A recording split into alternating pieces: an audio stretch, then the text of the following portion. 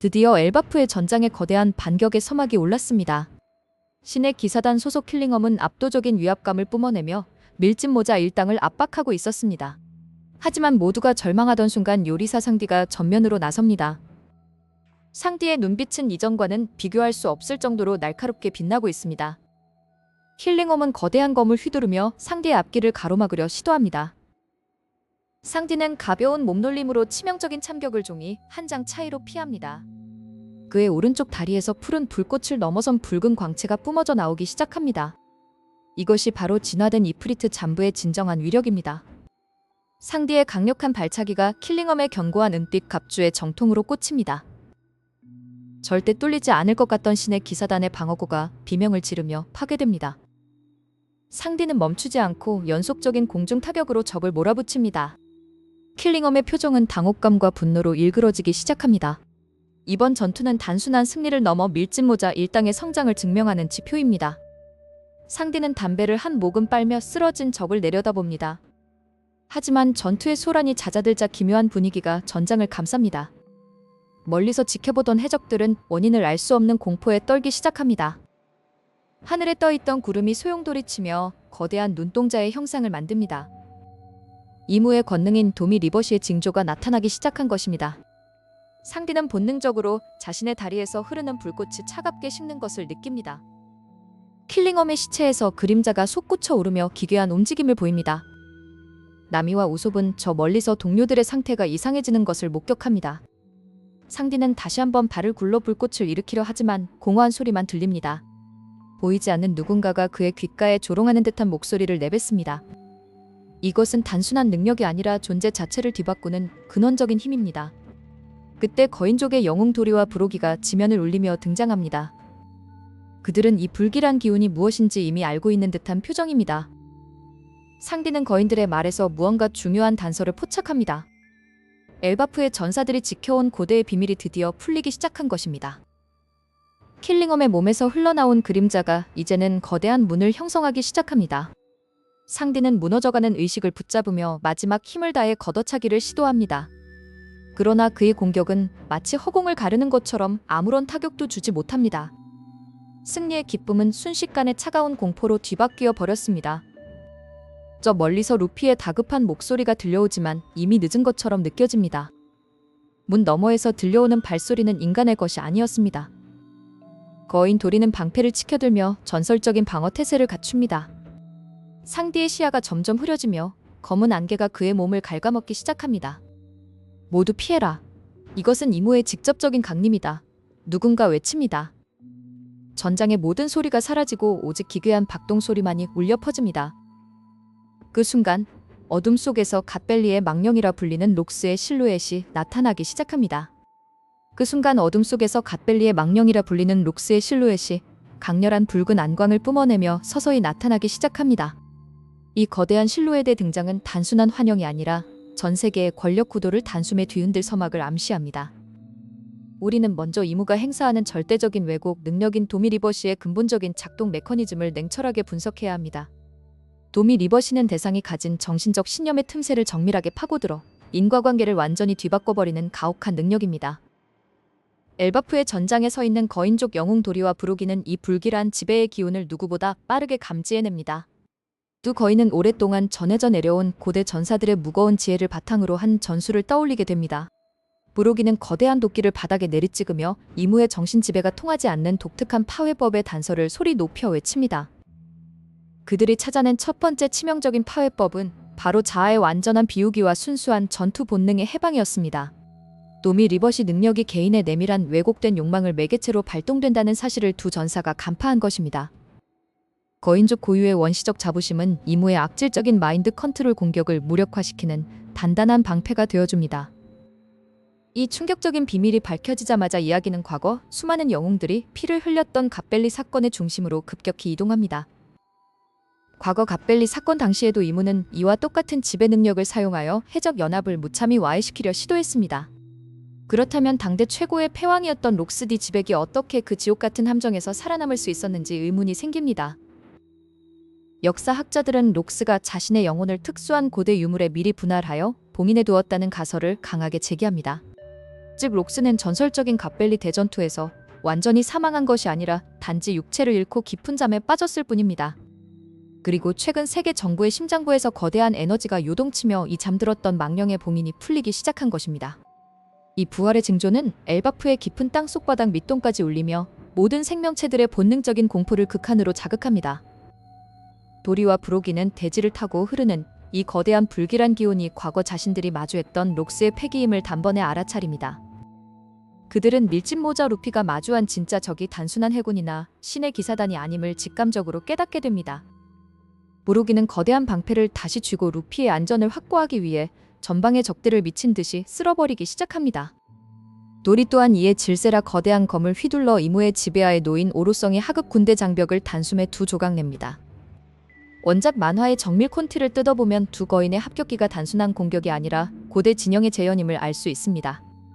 이 고대 진영은 과거 조이보이가 이무의 능력을 직접 파쇄하기 위해 고안했던 특별한 기하학적 메커니즘을 띠고 있습니다. 노미 리버시의 뒤틀린 힘은 이들이 발산하는 완벽한 대칭형 격파 에너지를 마주하자 급격히 교란되기 시작합니다. 하지만 이무 또한 전장의 흐름이 바뀌는 것을 가만히 지켜보고만 있을 어설픈 존재가 절대 아닙니다. 성지 마리조아의 깊은 지하방에서 이무는 한 가닥의 강력한 염동력을 엘바프 전장으로 즉각 쏘아 보냅니다. 그 무시무시한 광선이 전장을 때리자 거인족들의 발밑대지가 마치 살아있는 생명체처럼 요동치며 뒤틀립니다. 이것은 도미 리버시의 제2단계 변형태인 테라 리버시로 지형의 고저차와 물질의 성질마저 반전시키는 금단의 권능입니다. 순식간에 우위를 점하던 도리와 브로기는 사방에서 솟구치는 거대한 암석 가시덩굴에 갇혀 완전히 고립되어 버립니다. 하지만 브로기는 굴하지 않고 온 힘을 짜내어 자신의 상징과도 같은 거대한 뿔투구로 바위 벽을 박살내려 합니다. 바로 그때 록스의 부활을 증명하듯 봉인석 파편 사이로 정체불명의 검은 연기가 거인족들의 주변을 맴돌기 시작합니다.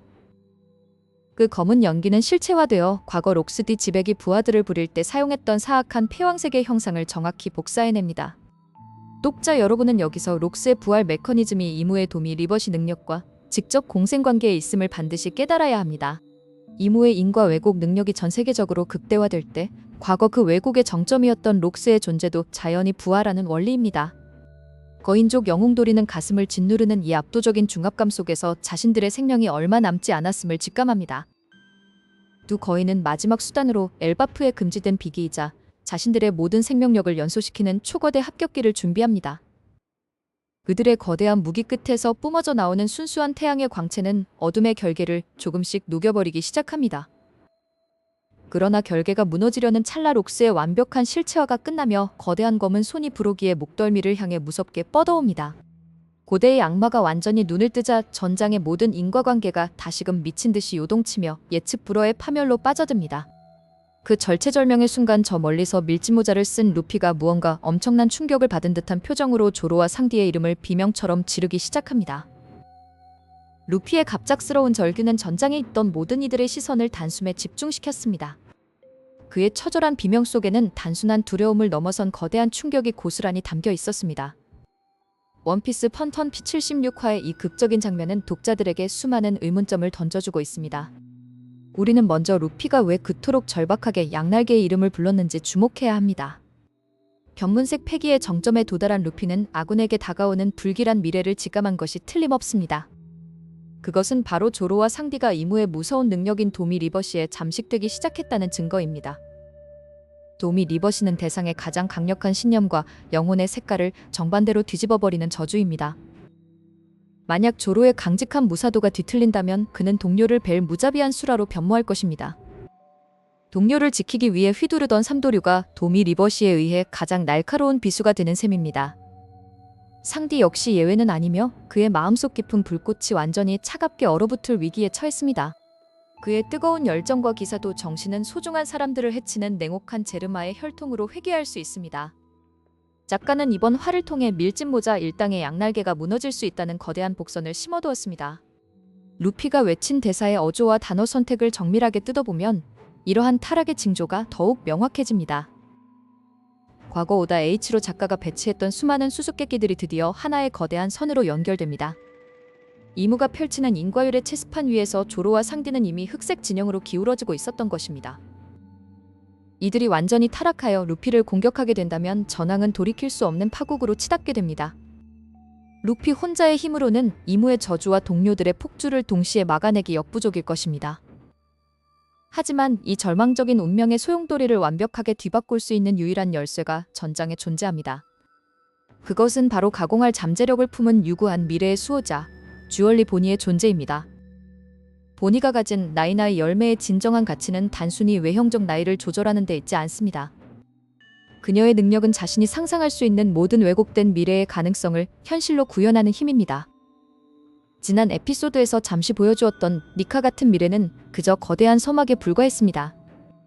이번 1176화의 분석을 종합하면 본인은 이제 완전 무결한 태양신 니카의 형태를 자각하기 시작했습니다. 루피의 완전한 자유의 춤을 목격한 그녀가 진정한 해방의 전사로 완전히 각성한 것입니다. 보니의 완성형 니카 능력이 가진 특별함은 이무의 도미 리버시를 정면으로 카운터 친다는 점에 있습니다. 이무의 능력이 정해진 규칙과 인과율의 강제라면 니카의 힘은 그 모든 규격을 비우는 무한한 자유입니다. 상상하는 대로 미래를 창조하는 보니의 주먹은 이무가 설계한 잔혹한 인과론적 족쇄를 가볍게 부수어버립니다. 그녀가 발산하는 눈부신 해방의 빛은 어둠에 물들어가던 조로와 상디의 영혼을 비추기 시작합니다. 타락의 경계에서 괴로워하던 양날개는 마침내 그 가혹한 저주로부터 완전히 해방됩니다. 두 명의 니카가 동시에 전장에 서는 이 경이로운 광경은 원피스 역사상 가장 거대한 연출입니다. 홀로 싸우던 고독한 태양이 마침내 자신과 똑같은 또 하나의 빛을 얻어 완벽한 조화를 이룬 셈입니다.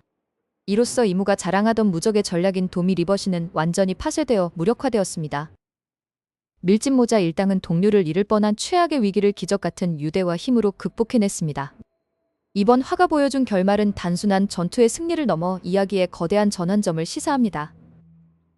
세계를 지배하던 인과율의 공포 정치는 더 이상 자유의 전사들을 가둘 수 없습니다. 록스의 부활이라는 불길한 전조마저도 이제는 다가올 승리의 서사 속 하나의 실현일 뿐입니다.